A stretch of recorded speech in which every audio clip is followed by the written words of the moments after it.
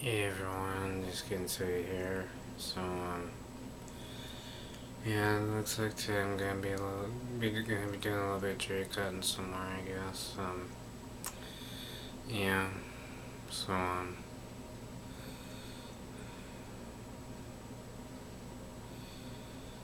so I'm gonna be doing some tree cutting some more today, and then actually we called someone to mow our lawn for us, but they said that they just want to stay in their own area. It looks like.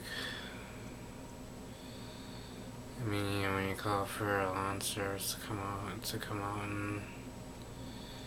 and do your lawn, but they decided to stay in their own area, so we decided to just wait.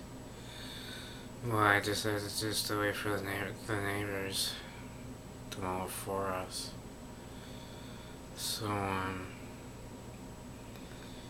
mm, yeah. So yeah. But right now the neighbors is out of town. Right now the neighbors is out of town, so I'm probably gonna wait until I get back. So, and then I got that tree in the back which I gotta cut up still. So yeah, I'm probably gonna finish cutting that up before they get back.